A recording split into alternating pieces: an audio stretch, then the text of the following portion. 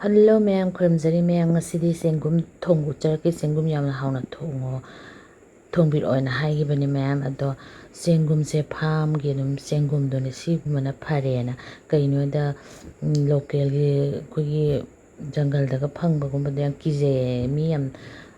siba nabaga yawedana khoida damchu khangba natamina ado hambada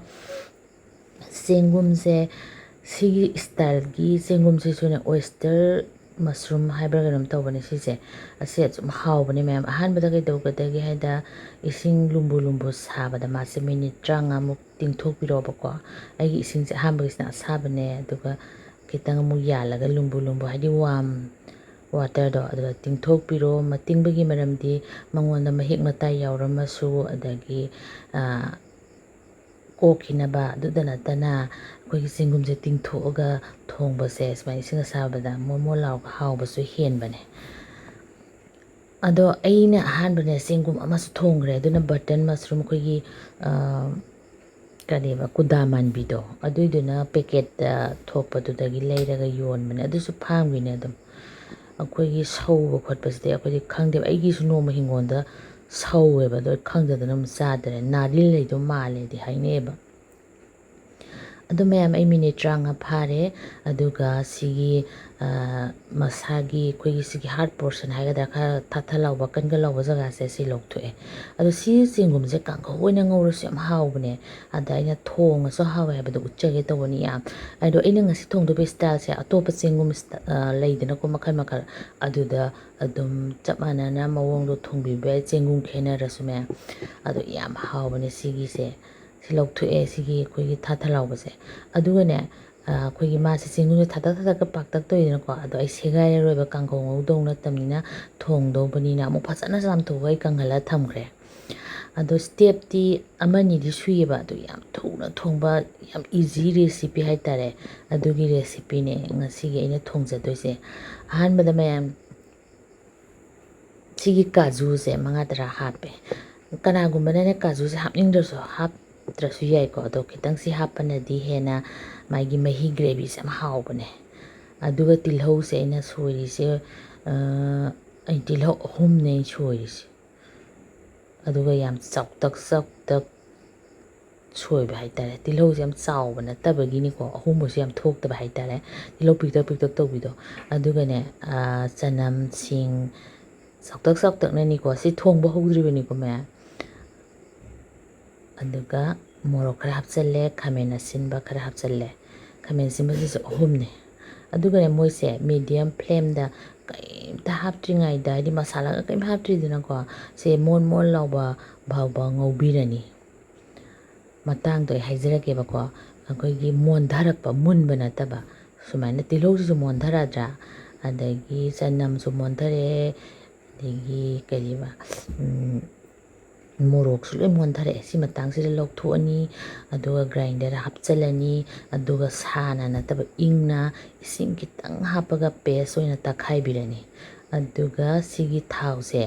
aina sida ngawgiba khang sida ne ko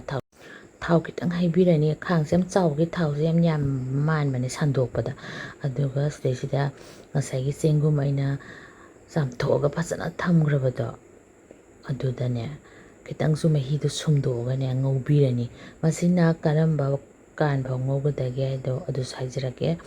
yam thubane minute 5 muktang changbane direct Chenggum hapchallaga hinsang da thongba budi sumaina Chenggum chana kitang ngawthokpibase sine yam hawba henbani ui lawraga kwa yam oinamba henbani mase hojikse kai thaktridana ko thawda kitang hairaga ngawbane aduga medium flame da thambiro aduga sum ngawbiro makhum khumjalaga aduga mahi se sum thorkani bato ma khoigi Chenggum do da yarma mahi sing duneba si kangba ngawbiro kana ngawre aina ado kangne mem to mahi do leitreba hojik khara pa isidi thau neba sise lokthoni aina thonggadaba mawongdo ucharage phasana uisaladra ado ngasai Chenggum do dum yamba malaga kasu yamdre si lokthokpiro Sigi khudong se yam haubane akhoi yenga thongbai type haidi meat thongbai type taste to oibane ba si lawthokpiro aduga ai si lawthoe to mem phajadra masak se uishellabani yango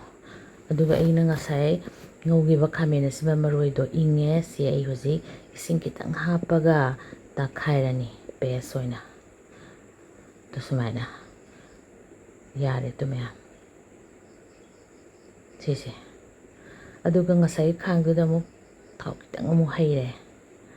aduga hinjang thongba haujarage sidandine ko maroi no loi ken tharo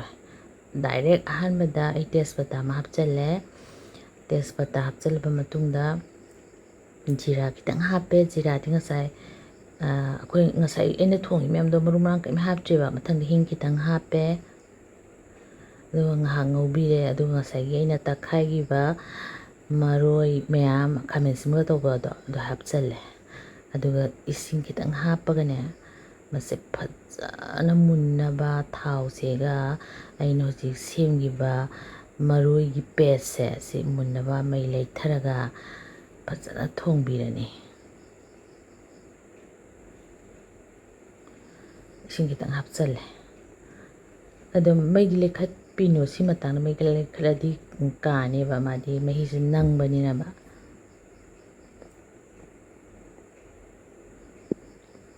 ising kitang watle na mo hapchalin ai ising asaba nga tani ko ni happy se ising se hana dagi ready made ro thame ha bai sinane phadigom powder ni ma'am ai bak lauri se ma se paste oibani na koi gi nang ba hai tare nang bani na bak laura thuna kane ba adagi machu khara hapchale dubu otpati kaubi gano smana kunung sem tawre sigi mahi sigi gravy sine ma se restaurant gi style restaurant da di cream gumba am hape ko di cream na te ai sta happy sinane ko fish masala khra hape kashmiri lal mirs to khra hape masu phajana ba moru atik padi nga sai ta khaiba da hap khredana do morok saningba saningda bai matungina sang do dum hena happy bi hamna dum mulak pani ma'am dong hagamu kitang ngobirani to mathak ta bak laga thau mare ka khle si matang sida ina sai ngokthokiba mushroom se hapchalani ado angang yaudridi ko sumaina saba stanga degi paratha ga tawragane ko mayam yo chaba hawne do si style se button mushroom osu tum yai ko thongba sumaina aina si koigi sigi mushroom akoi umbrella type to base sida sudum thongabane adugo je loi mullabani na mahi gi sang aina hapchalle aduga mahi sang hapchalba matungda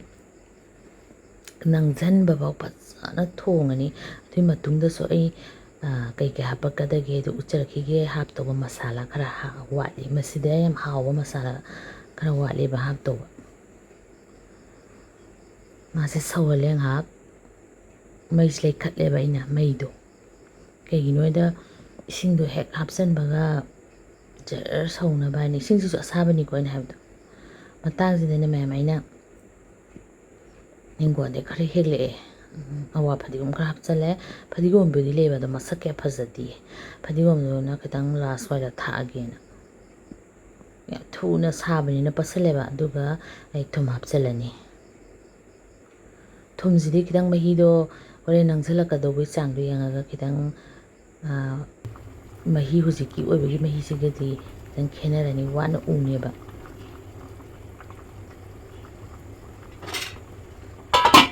duga mai leithare thong akhoi saurabani na duga thong eng ha mu mayam yo masak se phajare mahi su phanang kangsale ado kitang ni wali ko to langeba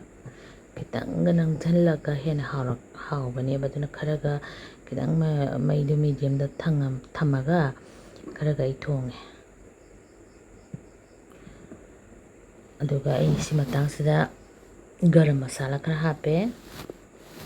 ado masala sing je ai ne mapan thamde ba kaino da chothora agane eta kokphai kare ba duna fridge da thambani na mai pai packet da dum thambagi koi bottle da hapta ba haitare duna yam kuine chatle ba ꯃꯌꯥꯝ ꯑꯩ ꯒꯔꯝ ꯃꯁꯥꯂꯥ ꯈꯔ ꯍꯥꯞꯄꯦ ꯑꯗꯨꯒ ꯑꯃꯨꯛ ꯈꯨꯝꯖꯤꯜꯂꯒ ꯉꯥꯏꯍꯥꯛ ꯊꯣꯡꯉꯦ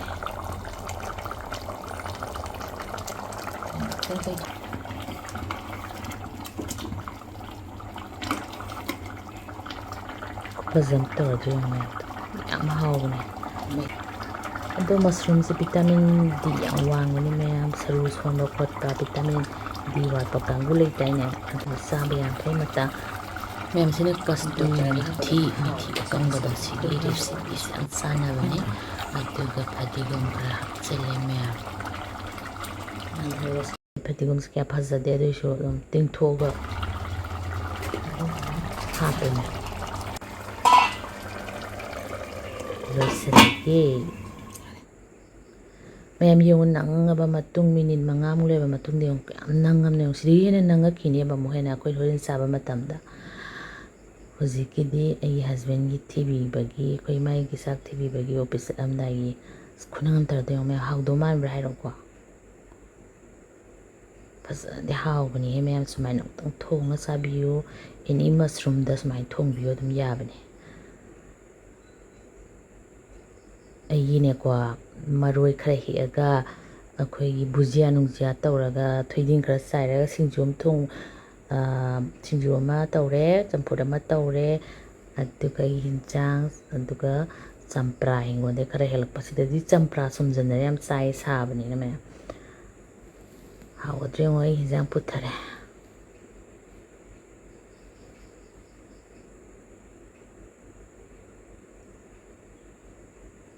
ꯃꯣꯔꯣꯛ ꯑꯇꯦꯛꯄ ꯁꯤꯁꯨ ꯍꯤꯡꯒꯣꯜꯗ ꯍꯦꯜꯂꯛꯄꯅꯦ ꯐꯖꯗ꯭ꯔꯥ